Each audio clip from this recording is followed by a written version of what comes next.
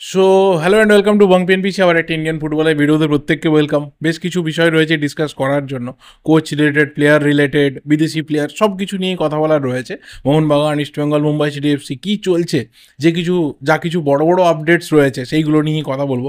প্রথম কথা অবশ্যই বলতে হবে মোহনবাগানকে নিয়ে, কারণ মোহনবাগানের ক্ষেত্রে তিনটে বিষয় কিন্তু সামনে রয়েছে। এক হচ্ছে হেড কোচ কী হবে। দেখো, এই জিনিসটা সবার এই মুহূর্তে জানার ইচ্ছা রয়েছে, এবং হেড কোচ সিলেকশনের ক্ষেত্রে অ্যান্তোনি লোপেজ হাভাস কিন্তু তিনি হিন্ট দিয়েই গেছিলেন প্রেস কনফারেন্সে যে তার সাথে মোহনবাগান ম্যানেজমেন্টের এক প্রস্ত কথাবার্তা চলছে এবং তার একটা এক্সটেনশন হতে পারে, এটা আমরা সবাই জানি। কিন্তু তার পাশাপাশি মোহনবাগান কিন্তু আরও অপশনস দেখে নিচ্ছে, কারণ যদি আরও একজন ভালো কোচ পেয়ে যাওয়া যায়, যাকে নিয়ে অন্তত পক্ষে 2-3টে সিজন প্ল্যান করা যাবে, যেটা ফেরান্দোকে দিয়ে চেষ্টা করা হয়েছিল, তাকে 21-22-এ নিয়ে আসা হয়েছিল, 22-23 আইএসএল কাপ দিয়েছিল মোহনবাগানকে, 23-24 কোথাও একটা বিরাট বড় প্রমিস ছিল, অনেক বড় বড় সিগনেচার হয়েছিল, টিমের কোয়ালিটি অনেক আপগ্রেড হয়েছিল এবং ব্যালেন্স একটা বিরাট বড় জায়গাতে ছিল। সেখানে কিন্তু ফেরান্দো পুরো টিমটাকে হ্যান্ডেল করতে পারেনি, একটা সময় ফেলিওর এসেছিল। তারপরে যখন অ্যান্তোনি লোপেজ হাভাসকে আমরা আসতে দেখি মোহনবাগানে, এবং সেখান থেকে একটা পুরোপুরি টার্ন অ্যারাউন্ড হয় এবং মোহনবাগান ফাইনালি কিন্তু আইএসএল লিগ শিল্ড জেতে। তো এরকম যদি আরও একজন ভিশনারি কোচকে মোহনবাগান 24-25 সিজনে নিয়ে আসতে পারে, যাকে নিয়ে 2-3টে সিজন প্ল্যান করা যাবে, যে একটা বড় প্রজেক্ট নিয়ে এগোবে, তাহলে কোথাও কিন্তু আমরা সেই কোচকে হেড কোচ হিসেবে দেখতে পারি, এবং কোথাও হাভাসকে আবারও তার যে পুরনো পদ রয়েছে, মানে টেকনিক্যাল ডিরেক্টর, সেখানে তাকে ফিরে যেতে দেখতে পারি।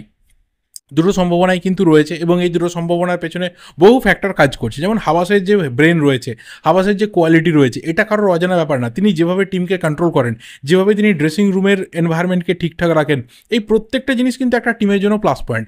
এবং সবথেকে বড় ব্যাপার যে মোহনবাগানের সঞ্জীব গোয়েঙ্কা, যিনি প্রিন্সিপাল ইনভেস্টর, তার সাথে কিন্তু অ্যান্তোনি লোপেজ হাভাসের যে সম্পর্ক, সেই সম্পর্কটা কিন্তু ভীষণভাবে গভীরে রয়েছে, এবং 10 বছরে তাদের সম্পর্ক, সেই জায়গাটাও কিন্তু একটা ক্যাটালিস্টের রোল প্লে করছে। যে আরও একটা সিজন সঞ্জীব গোয়েঙ্কা তিনি হয়তো চাইবেন যে অ্যান্তোনি লোপেজ হাভাসকেই মোহনবাগান কোচ হিসেবে রাখতে, তার ওপরেই গুরু দায়িত্বটা দিতে, যে আরও একটা সিজন তাকে নিয়ে দেখা যায় যে তিনি কিভাবে টিমকে আরও সাকসেসের রাস্তাতে নিয়ে যেতে পারছেন।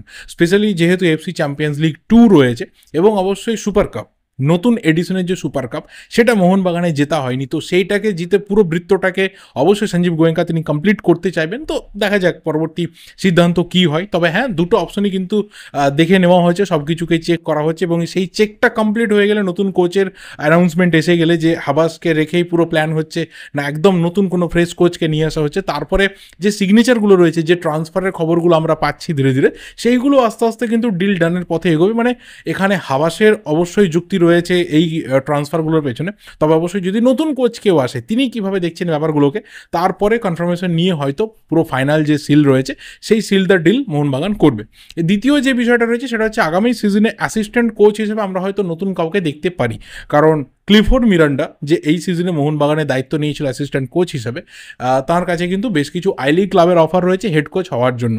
আমরা জানি যে কিছু ক্লাব প্রমোটেড হয়ে এসেছে সেকেন্ড ডিভিশন থেকে ফার্স্ট ডিভিশন, থার্ড ডিভিশন থেকে সেকেন্ড ডিভিশন, মানে আই লিগ 2 থেকে আই লিগে প্রমোট হয়ে এসেছে। তার মধ্যেই কিছু ক্লাবের অফার কিন্তু ক্লিফোর্ড মিরান্ডার কাছে রয়েছে, এবং এক্সিস্টিং কিছু ক্লাবের অফার রয়েছে, যেটা হয়তো ক্লিফোর্ড মিরান্ডা একটু গুরুত্ব দিয়ে দেখতে পারে, কারণ সেখানে হেড কোচের প্রস্তাব রয়েছে, যেটা তার কাছে গত সিজনেও ছিল। কিন্তু মোহনবাগানের যে প্রজেক্ট বা মোহনবাগানের যে অফার, সেই অফারটা অনেক বেটার ছিল। এবার সেটা থেকে বেরিয়ে কোথাও ক্লিফোর্ড মিরান্ডা চাইছে যে হেড কোচ হিসেবে কোথাও জার্নি যেতে, এবং পরবর্তী সময়ে আইএসএলে তার একটা বড় টার্গেট রয়েছে 2-3টে সিজন পর যে কোনো একটা টিমের হেড কোচ হওয়ার, যেটা আমরা অলওয়েজ চাই যে একজন করে ইন্ডিয়ান কোচ তারা যেন একটা সময়ের পর দায়িত্বে থাকে। কারণ অনেক বিদেশি কোচ হলো, তারা হয়তো অনেকে সাকসেস দিয়েছেন, অনেক ওভার রেটেড কোচরা এসেছে, অনেক কোচরা এসেছে তারা হয়তো কিছুই কাজ করতে পারেনি। সেই ক্ষেত্রে আমার কোথাও একটা ফিল হয়, বা আমাদের মতো অনেকের ফিল হয়, যে ইন্ডিয়ান কোচেদের উপরে দায়িত্ব দিলে তারা হয়তো খুব একটা খারাপ কিছু করবে না, কারণ আমাদের এখানে যথেষ্ট কোয়ালিফাইড ইন্ডিয়ান কোচরা রয়েছে, যাদের উপর একটু ভরসা করা যেতে পারে। অ্যাটলিস্ট যারা এখনো অবধি কোনো কিছুই পারেনি, এত কোচ চেঞ্জের পরেও কিছু করতে পারেনি, তারা এবার ইন্ডিয়ান কোচের উপর ভরসা রাখতে পারে। তো দেখা যায় ক্লিফোর্ড মিরান্ডা কোথায় যায়, মোহনবাগান আদৌ তাকে ছাড়ে কিনা, নাকি নতুন জার্নির জন্য তাকে গুড উইশেস জানানো হয়। থার্ড যে আপডেটটা রয়েছে, এটা ভীষণভাবে একটা চান্স রয়েছে, আমি বলছি না যে এটা পুরোপুরি সিল হয়ে গেছে ব্যাপারটা, সেটা হচ্ছে যে একজন নতুন ক্যাপ্টেন আমরা মোহনবাগানে দেখতে পারি। অবশ্যই শুভাশিস বোসের হাত ধরে এই সিজনে মোহনবাগান ডুরান্ড কাপ জিতেছে, আইএসএল লিগ শিল্ড জিতেছে, আইএসএল কাপ ফাইনাল খেলেছে, সব কিছু করেছে। তো অ্যাজ আ ক্যাপ্টেন মোহনবাগানে কিন্তু তার যথেষ্ট ভালো একটা সিজন গেছে, প্রথমবারের মতো ক্যাপ্টেন হয়েছে, সিনিয়র প্লেয়ার, ভালো ছেলে, ভালো প্লেয়ার, বাঙালি প্লেয়ার, সব দিক থেকে তার জন্য একটা সিম্প্যাথি কাজ করে, বা তার কোয়ালিটিও তার হয়ে কথা বলে। কিন্তু অবশ্যই একজন ক্যাপ্টেনের যে আরও বেটার আমরা কিছু ক্যাপ্টেনের থেকে এক্সপেক্ট করি, সেটা অনেকে স্বীকার করে যে ক্যাপ্টেন মানে আরও বেটার কিছু হওয়া দরকার। তো সেই জায়গাতে নতুন ক্যাপ্টেন হওয়ার কিন্তু চান্স রয়েছে, আর বহুদিন পর বিদেশি ক্যাপ্টেন হয়তো আমরা মোহনবাগানে দেখতে পারি, এবং সেই ক্যাপ্টেন্সির ভার যেতে পারে দিমিত্রি পেত্রাতসের হাতে। দেখা যাক সেটা হয় কিনা, নাকি অন্য কোনো প্লেয়ারকে বেছে নেওয়া হয়। বাট এই ক্ষেত্রে যদি শুভাশিসের থেকে ক্যাপ্টেন্সি চলে যায় অফিসিয়ালি, তাহলে হয়তো সেটা দিমিত্রি পেত্রাতসের কাছে যেতে পারে, এবং এই ক্ষেত্রে ক্যাপ্টেন রোটেশন এই ব্যাপারটাও কিন্তু মোহনবাগান নিয়ে আসতে চলেছে, যেটা আমরা আগে দেখতাম যে প্রতি সিজনে নতুন ক্যাপ্টেন নিয়ে আসা, যেটা মোহনবাগান ইস্টবেঙ্গল মহামেডানের একটা কালচার ছিল যে একজনের হাতে বেশি দিন দায়িত্ব না, প্রতি সিজনে নতুন কাউকে দায়িত্ব দেওয়া। তো দেখা যাক সেটা হয় কিনা, শুভাশিসের পরিবর্তে আমরা আবারও বহুদিন পর মোহনবাগানে বিদেশি ক্যাপ্টেন দেখি কিনা। দ্বিতীয় কথা অবশ্যই বলতে হবে কিন্তু ইস্টবেঙ্গলকে নিয়ে, কারণ ইস্টবেঙ্গল এই মুহূর্তে দাঁড়িয়ে যে বিগ ডিলটার পথে রয়েছে সেটা অলমোস্ট ডান হওয়ার দিকে এগোচ্ছে, এবং মুম্বাই সিটি এফসি তারা নিশ্চিতভাবে রেসে ছিল, কিন্তু যে ওভার পেমেন্ট চাইছে দিমিত্রিয়স ডিয়ামান্টাকোস, সেটা তারা পে করতে রাজি নয়। তারা এটা মনে করছে যে তার পরিবর্তে হয়তো তারা ইকুইভ্যালেন্ট প্লেয়ার নিয়ে আসতে পারবে তার থেকে কম স্যালারি দিয়ে, এবং সেই ক্ষেত্রে ইস্টবেঙ্গলের দিকে এই ডিলটা যাওয়ার পথেই রয়েছে। দেখো, ইস্টবেঙ্গলের জন্য এত ইজি ছিল না ডিয়ামান্টাকোসের ডিলটাকে সিল করার, কারণ একটা সময় যখন প্রথম ইনিশিয়াল টাইমে শোনা গেছিলো, আজ থেকে প্রায় 1-1.5 মাস আগে, তারপর কিন্তু অথেন্টিক সোর্সগুলো পুরোপুরি ডিনাই করেছিল যে না, পেরেরা ডায়াস বা দিমিত্রিয়স ডিয়ামান্টাকোস এরকম স্ট্রাইকারের জন্য ইস্টবেঙ্গল কিন্তু যাচ্ছে না। ইস্টবেঙ্গলের প্ল্যানিংয়ে অন্য কিছু রয়েছে, যার নাম শোনা যাচ্ছে, এটা কিন্তু নয়, ইস্টবেঙ্গল অন্য কাউকে টার্গেট করছে। তারপর অবশ্যই জল্পনা অন্যদিকে সরে যায়, আরও অনেক প্লেয়ারের নাম উঠে আসে, রয় কৃষ্ণা, দিয়েগো মরিসিও, এসব বহু নাম উঠে আসে। কিন্তু পরে যখন সত্যি এটা ঠিক হয় যে হ্যাঁ, দিমিত্রিয়স ডিয়ামান্টাকোসের জন্য ইস্টবেঙ্গল গেছিল, এবং তার জন্য একটা রিভাইজড অফারও তারা নিয়ে যাচ্ছে, যেটা মুম্বাইয়ের থেকে বেটার অফার, বা অন্ততপক্ষে সে যা চাইছে তার কাছাকাছি একটা ডিল তাকে হিট করানোর চেষ্টা হচ্ছে, সেখান থেকে কোথাও এই বিষয়টা আস্তে আস্তে তৈরি হচ্ছিল যে ইস্টবেঙ্গল কিন্তু অল আউট যাচ্ছে, কারণ ইস্টবেঙ্গলের ডিমান্ড রয়েছে, নিড রয়েছে, প্রায়োরিটি রয়েছে ওই পজিশনটাতে সেন্টার ফরওয়ার্ড দিমিত্রিয়স ডিয়ামান্টাকোসকে সই করানো। এবং একটা সিঙ্গেল উইন্ডোতে, একটা সিঙ্গেল সিজনে তুমি তার আগের সিজনের সব থেকে বেশি অ্যাসিস্ট করা প্লেয়ার এবং সব থেকে বেশি গোল করা প্লেয়ারকে যখন নিয়ে আসছো, তখন ইন্টেনশনটা কিন্তু ক্লিয়ার হচ্ছে। এবং দেখো, একটা সময় যখন আমরা ছোটোবেলাতে ফুটবলটা দেখছিলাম, দেখতে দেখতে বড় হচ্ছিলাম, তখন আমাদের কাছে মোহনবাগান ইস্টবেঙ্গল অনেকটা ওই মোবাইল ফোনের দুনিয়াতে নোকিয়া আর স্যামসাংয়ের মতো। তো সেই জায়গাতে দাঁড়িয়ে মোহনবাগান হয়তো নিজেদেরকে ধরে রাখতে ঠিক করে পেরেছিল স্যামসাংয়ের মতো, বাট ইস্টবেঙ্গলের কোথাও নোকিয়ার মতো একটা কামব্যাক দরকার, যেটা আমি অন্ততপক্ষে লাস্ট কয়েকদিন ধরে কথা বলছি, যে তোমাকে কোথাও একটা ট্রেডমার্ক সিগনেচার করে দেখাতে হবে যে হ্যাঁ, ইস্টবেঙ্গলও সিগনেচার করাতে পারে। আনটিল অ্যান্ড আনলেস কেউ বিশ্বাস করবে না, কারণ গত সিজনে আমরা দেখেছিলাম যে লোবেরা কিন্তু ওই কাপ প্লেটের যে ডিস্টেন্স ছিল তার মধ্যে থেকে ইস্টবেঙ্গলের হাতছাড়া হয়ে গেছিলো। হ্যাঁ, তার পরিবর্তে কার্লোস কুয়াদ্রাত এসে যে খুব খারাপ কিছু হয়েছে তা নয়, অবশ্যই তিনি এসে ট্রফি দিয়েছেন, তিনি এসে ডার্বি জিতেছেন, তিনি এসে অনেক বেটার আইএসএল সিজন উপহার দিয়েছেন।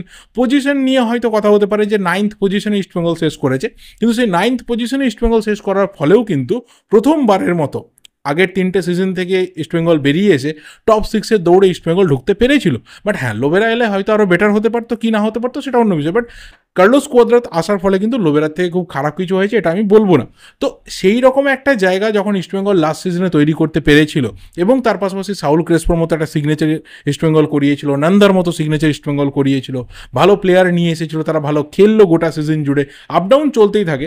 কিন্তু হ্যাঁ, মোটামুটি আগের 3টে সিজনের থেকে লাস্ট সিজনটা ইস্টবেঙ্গল অনেক বেটার খেলেছে।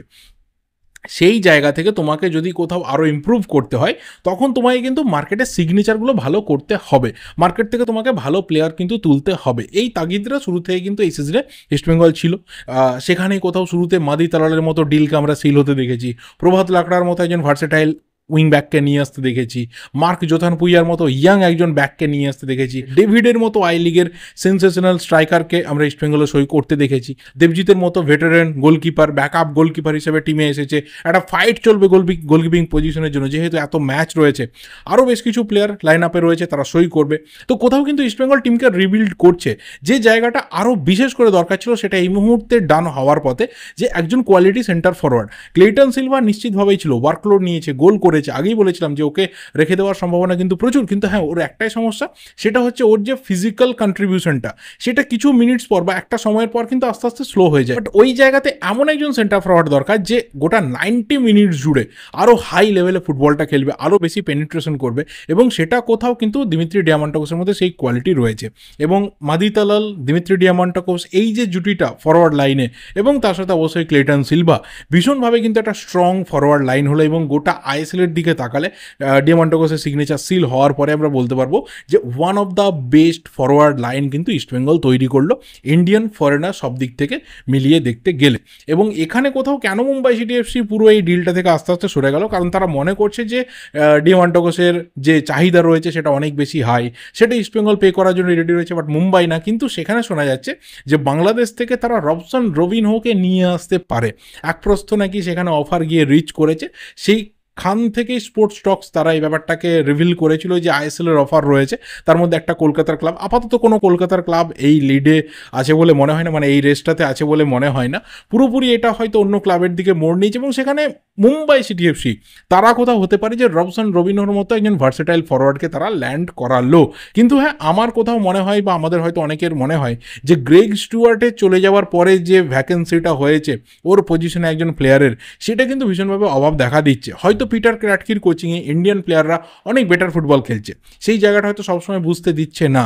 বাট তোমাকে যদি ক্রিয়েটিভিটি রাখতে হয় মাঠের মধ্যে, তাহলে কিন্তু গ্রেগ স্টুয়ার্টের মতো একজন প্লেয়ারকে নিশ্চিতভাবেই রাখতে হবে, যে প্লেয়ারটা তোমাকে ম্যাক্সিমাম ম্যাচে গোল স্কোরিংয়ের যে চান্স রয়েছে সেই চান্সকে অনেক বেশি হায়ার লেভেলে নিয়ে যাবে। তো এই সিজনে বেশ কিছু প্লেয়ারকে ওরা টার্গেট করছিল, কিছু হাতছাড়া হয়েছে, আরও হয়তো কিছু টার্গেটে থাকবে। প্রাক্তন একজন প্লেয়ারকেও ফেরানোর চেষ্টাতে ছিল, বাট সেটা কতটা হবে এই মুহূর্তে ডাউট রয়েছে।